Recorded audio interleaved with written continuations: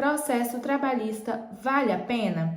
No vídeo de hoje eu vou analisar 5 casos reais e os valores referente a esses processos. Muitas pessoas me perguntam se vale a pena entrar com processo trabalhista ou se só vai dar dor de cabeça. Então hoje eu trouxe 5 casos reais que mostram exatamente quando a conta fecha, quando você pode receber uma bolada e quando você pode sair no prejuízo. Se você já trabalhou ou trabalha sem registro ou como pessoa jurídica ou até mesmo sem carteira assinada, é muito provável que você já tenha passado por alguma injustiça no trabalho. Uma hora extra que nunca foi paga, um chefe abusivo, pagamentos por fora, mas na hora de decidir se entra ou não com a ação trabalhista, surge aquele medo. E se eu perder? E se eu nunca mais arrumar um emprego? Neste vídeo, eu vou te mostrar a verdade nua e crua. Hoje, eu selecionei 5 casos reais que mostram exatamente quando a conta fecha e o trabalhador recebe tudo, o que é seu por direito. E também o caso, que é perigoso, em que o funcionário tentou uma expertise e saiu no prejuízo. Eu vou te contar o que aconteceu em cada história. Quais foram as provas decisivas, quanto dinheiro estava em jogo e qual foi o resultado na justiça. Fica comigo até o final, porque o 5º caso pode te livrar de um prejuízo gigantesco. Vamos lá! Vamos começar com o caso número 1, que é a armadilha do pagamento por fora. Imagina a história do Carlos. Carlos trabalhava em uma empresa de logística e na carteira dele de trabalho estava assinada como R$2.000. Mas no final do mês, o patrão te pagava R$4.000. Da onde vinham os R$2.000? O patrão pagava no Pix, ou até mesmo em depósito de conta bancária, ou em dinheiro vivo, dentro de um envelope. Na cabeça do Carlos estava tudo ótimo, afinal ele estava ganhando R$4.000 livre. E o problema veio quando o Carlos foi demitido sem justa causa. Quando ele pegou o cálculo da rescisão, o valor do FGTS, a multa dos 40%, o aviso prévio e as férias, tudo tinha sido calculado em cima dos R$2.000 e não dos R$4.000 que ele realmente recebia. A empresa, ela economizou milhares de dinheiro, impostos e direitos ao longo dos 3 anos em que Carlos trabalhou lá na empresa. Eles empurraram esse prejuízo para a conta dele.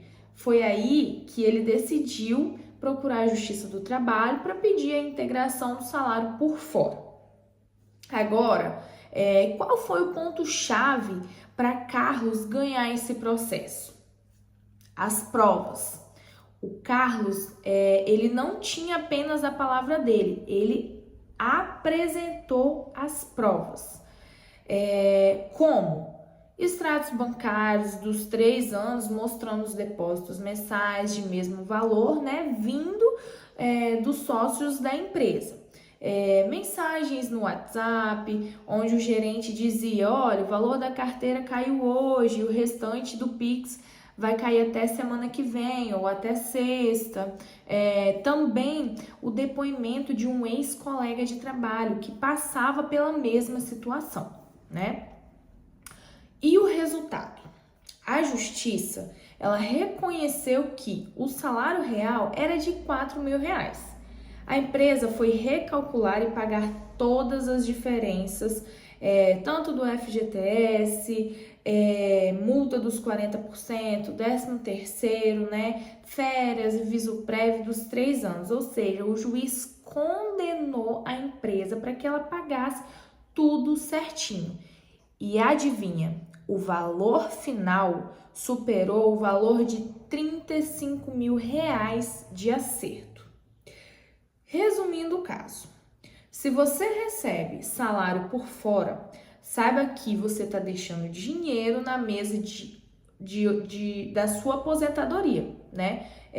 No caso, na hora da sua aposentadoria, no seu FGTS e na sua rescisão, as provas simples do pagamento e a chance de você conseguir recuperar esse valor é altíssima. O segundo caso é o falso PJ, pejotização forçada. O nosso caso, ele é um fenômeno que cresceu demais nos últimos anos, que é a pejotização. Hoje, a gente vai contar a história da Juliana. Juliana, ela foi contratada por uma agência como prestadora de serviços. A empresa exigiu que ela abrisse um MEI, para emitir uma nota fiscal todo mês, no valor de R$6.000. Na teoria, ela era uma empresa parceira. Na prática, a rotina dela era 100% funcionária CLT. Juliana tinha um horário fixo para entrar e para sair. Ela recebia advertências se atrasasse, tinha um chefe direto cobrando as metas diárias, não podia mandar outra pessoa no lugar se caso ela ficasse doente. E ela trabalhou por 2 anos. Não tinha direito a férias, 13º, salário, FGTS e nem seguro-desemprego. Quando a agência resolveu cancelar o contrato, simplesmente mandaram uma mensagem e ela saiu sem nenhum centavo de rescisão. Juliana entrou com uma ação pedindo reconhecimento de vínculo empregatício. E aqui entra um dos conceitos mais importantes do direito do trabalho, o princípio da primazia de realidade. Ou seja, não importa o que está escrito no papel ou no contrato assinado. O que vale para o juiz é o que acontecia no dia a dia. E o que Juliana precisou provar no processo? E-mails, mensagens de WhatsApp com ordens, né, do patrão, cobranças de horário, controle de ponto informal, relatórios, né, da empresa, mostrando o login dela exatamente nos horários, nos mesmos dias. E também a questão do fato de estar emitindo notas fiscais com numeração sequencial exclusivamente para a empresa. Motivo, resultado, né, da história. O juiz anulou o contrato PJ e reconheceu o vínculo CLT. Ou seja, a empresa ela teve que assinar a carteira dela retroativamente, pagar as férias vencidas com terço constitucional, 13º, todo o FGTS, né, do período com multa de 40% e aviso prévio. E o acerto final de Juliana passou de R$45.000. Ou seja, se você é pessoa jurídica, mas tem chefe, horário, cumpre ordens com qualquer funcionário, você não é um prestador de serviços. Você é um empregado sem direitos. Agora, nós vamos para o terceiro caso, que é o assédio moral e a rescisão indireta. O terceiro caso, ele é um dos mais delicados e frequentes nos escritórios, que é o assédio moral, a perda de saúde mental por causa do trabalho. E agora a gente vai ver o caso do Roberto. Roberto era um vendedor de uma loja de grande porte. A meta estipulada era quase incansável, mas o problema não era a meta em si, e sim a conduta do gerente. Nas reuniões matinais, na frente de toda a equipe, o gerente ridicularizava quem não tinha atingido os números, chamando os funcionários de incompetentes, preguiçosos e dizendo que quem não vendesse podia passar no RH.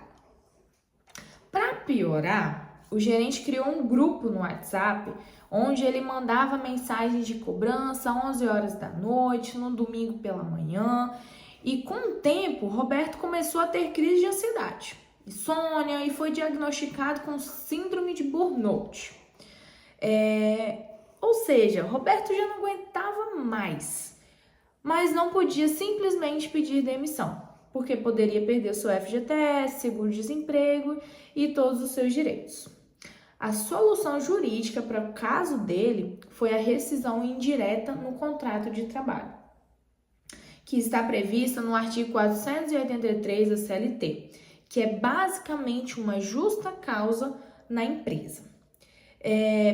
Para conseguir, entrar na justiça, Roberto precisou montar um acervo, probatório. Ele precisava provar, E como que ele provou? Foi com os áudios gravados por ele durante as reuniões, mostrando as piadas, as agressões verbais que o gerente fazia, prints das cobranças em horários de descanso, aos domingos, à noite, e também laudos médicos, atestados psicológicos, comprovando todo o tratamento de saúde decorrente do estresse profissional. O juiz acolheu o pedido da rescisão indireta, mas o Roberto pôde sair da empresa recebendo todos os direitos como se tivesse sido demitido sem justa causa, tá? FGTS, os 40%, aviso prévio, seguro-desemprego, e a empresa foi condenada a pagar a indenização por danos morais no valor de R$15 mil. E o que eu quero deixar claro aqui para vocês através desse exemplo, desse caso, que você não precisa aguentar humilhação e adoecer e até mesmo perder os seus direitos. Mas atenção, grava, tira foto, guarda os prints, faça tudo isso, e-mails, tente gravar vídeos, registre você esses acontecimentos para que você tenha documentos, para que você tenha provas antes de tomar qualquer atitude. Quarto caso que eu trago hoje para vocês é as horas extras invisíveis e desvios de funções. O nosso quarto caso, ele envolve duas situações que andam juntas, na maioria das empresas, que é a hora extra não paga e o acúmulo e desvio de função. Hoje eu vou contar para vocês a história do Marcos. Marcos foi contratado como auxiliar de almoxerifado. 6 meses depois da contratação dele, o encarregado do setor foi demitido e não contrataram ninguém para o lugar. Marcos assumiu todas as responsabilidades: controle de estoque, compras, negociação com fornecedores e gestão de equipe. Mas continuou recebendo o salário normal dele de auxiliar, Além disso, o horário de Marcos era de 8 às 5 horas, mas ele sempre saía às 7h30 da noite. Só que a empresa, ela tinha o famoso ponto britânico, Ou mandava bater o ponto no horário contratual e voltar a trabalhar. Simples assim. O que mais acontece nas empresas, gente? E aí, na ação trabalhista, Marcos, ele pediu duas coisas, que a diferença salarial por desvio de função, para estar equiparando o salário dele ao valor da função de encarregado que ele exercia, e o pagamento das horas extras trabalhadas e não pagas. Como que Marcos provou isso, Ou você que está passando por essa situação, como que eu vou provar isso? As horas extras, ele apresentou os e-mails e as mensagens enviadas no sistema após as 7 horas da noite, ou seja, provando que ele continuava ativo no trabalho dele. E além disso, as testemunhas dele confirmou, né, que todos eram obrigados a bater o ponto e continuar no galpão trabalhando. Referente ao desvio de função, ele provou da seguinte forma: e-mails onde ele assinava formalmente como encarregado, né? As notas fiscais de compras aprovadas por ele e ordens diretas dadas à equipe. Resumo do caso. E aí, o que o juiz fez? O juiz fixou o salário de Marcos com base na função de encarregado durante o período que ele assumiu. E o setor que ele mandou, né? Enfim, mandou pagar a diferença salarial retroativa com todos os períodos, né? Referente a que ele trabalhou. E além disso, foram deferidas 2 horas e meia de horas extras diárias durante todo o período, com o adicional de 50%.